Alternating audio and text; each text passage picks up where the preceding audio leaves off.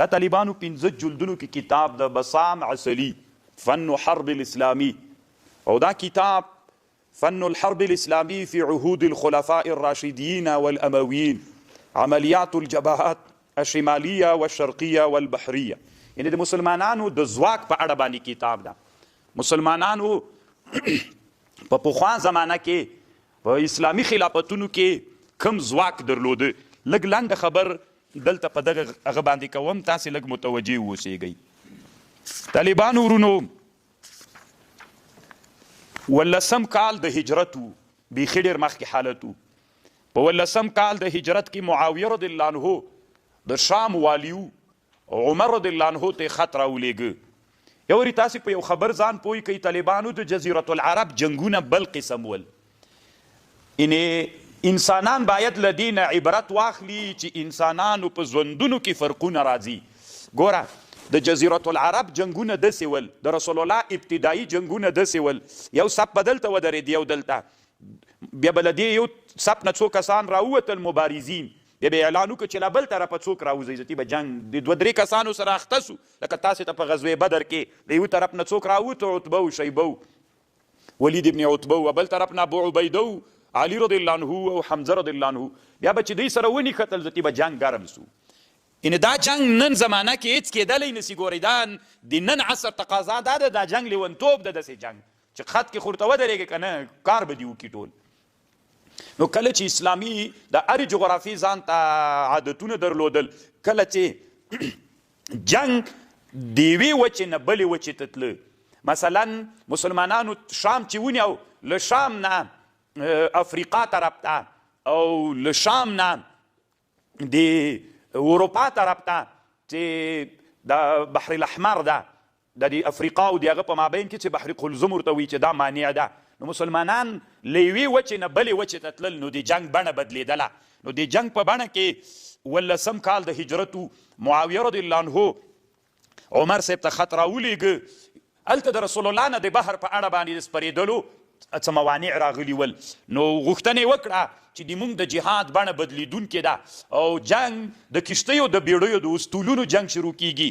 که ته موږ ته اجازه وکړې چې موږ د دریاب کې د سپرېدلو دپاره کشتۍ جوړې کړو. عمر رضی الله عنه عمر ابن العاص د مصر والیو هغه ته خبر ورولېږه، مصر افریقا والا خبر ورولېږه چې موږ څنګه وکړو.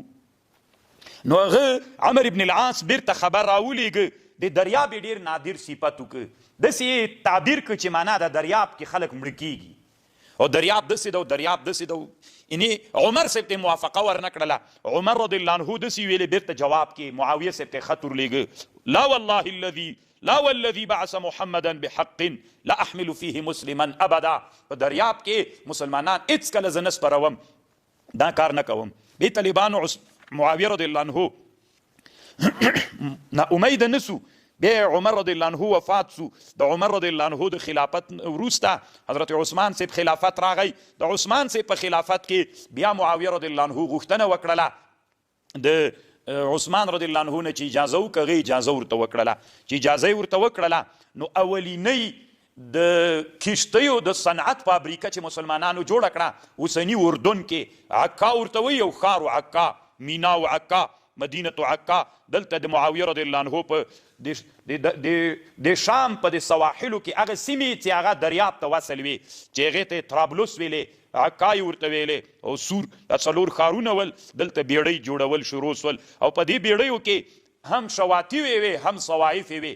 بعضې داسې بیړۍ چې هغه به په اوړي کې مزل کوو، ځکه اوړي دریاب یو حالت وي، د ژمي بل حالت وي. نو بیړۍ یې جوړې کړلې.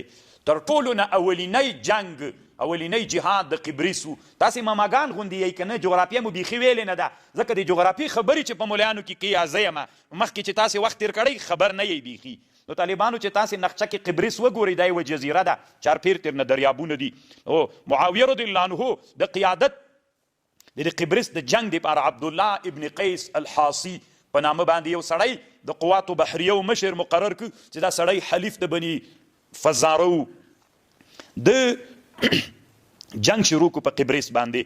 اولینی د مسلمانانو بحری قوا وه چې هغه جنگ ته داخله سوله او د کاپیرانو د بیزنیتیانو سره چې جنگ شروع کو نصرانیانو سره.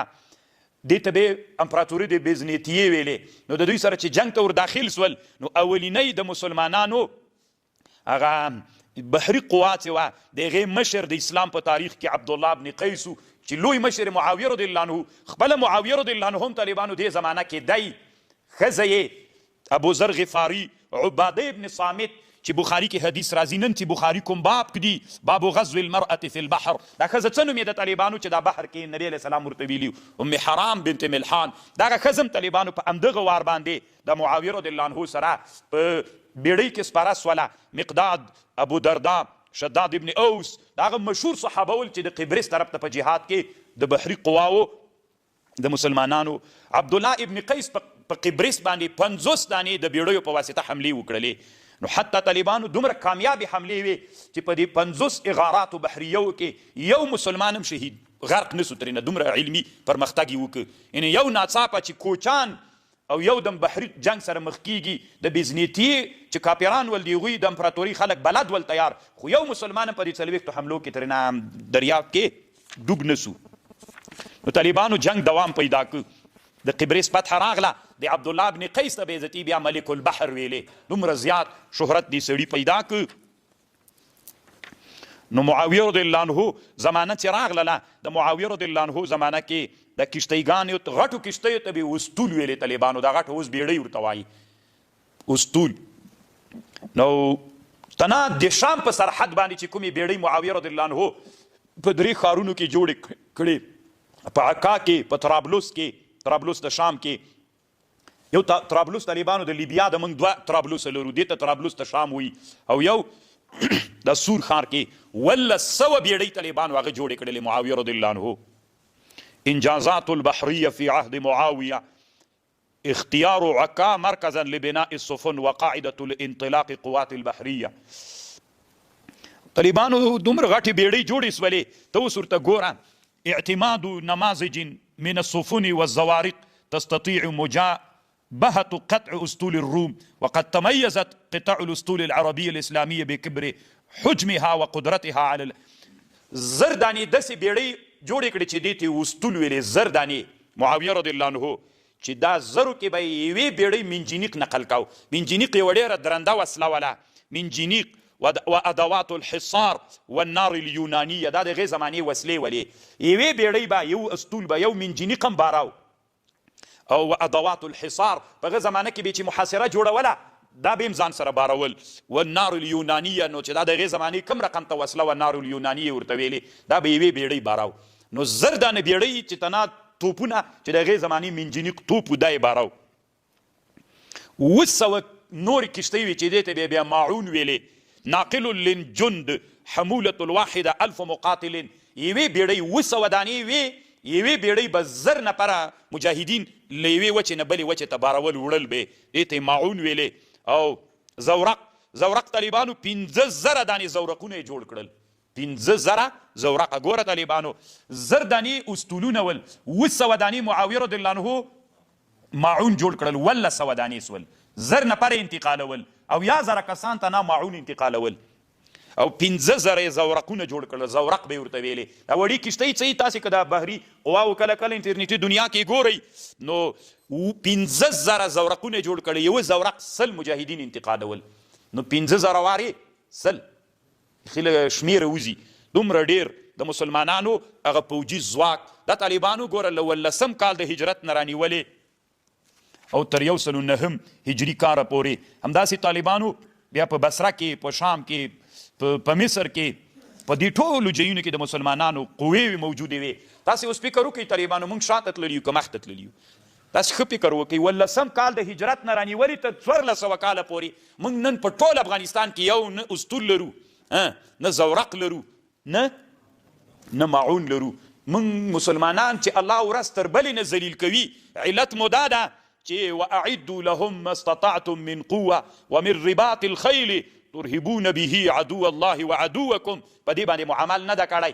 موږ یوناني فلسفه مدرسو ته راوړله په هغې مو ځانونه مصروف کړل. موږ ټول عمر په لاره کې تیر کړ د لفظ مزدوران مو ځانونه جوړ کړي. لفظ داسې ده دا داسې صیغه ده دا داسې صیغه ده او دا داسې صیغه ده ټول مو پرې ان به وایې که ان به وایې اون نه به یې وایي که این نه به یې وایي ټول عمر مو د طالبانو په دې کې تیر سو د علماو چې کوم مقصد چې د اسلامي امت رهبریت یې کړی وای اسلامي امت یې راپورته کړی وای دا طالبانو په 15 جلدونو کې کتاب د ګورئ فن حرب الاسلامي چې ورته ګورئ حیرانه به ورته یې په وروستنیو کې نه په 2 خلافتونو د اسلام کې طالبانو وروستنیو کې نه فی عهود الخلفاء الراشدین والاموین عملیات جبهات شمالیه او 2 جهتونه شمالي او غربي والبحریه نو دا طالبانو د مسلمانانو حال د تاسې اوس د ځان سره فکر وکئ او که تاسې وایي چې دا مباح بله ورځ موږ ویلې یو حلال دی یو حرام دی یو په مابین کې مشتبهات دي مشتبهات مو یو دی ته ویلې چې مباح وي صحابه و ځانونه په مباحو کې نه مصروف کول هغې د عمر رضی الله عنه نه اجازه نه غوښتله د عثمان رضی الله عنه نه اجازه نه غوښتله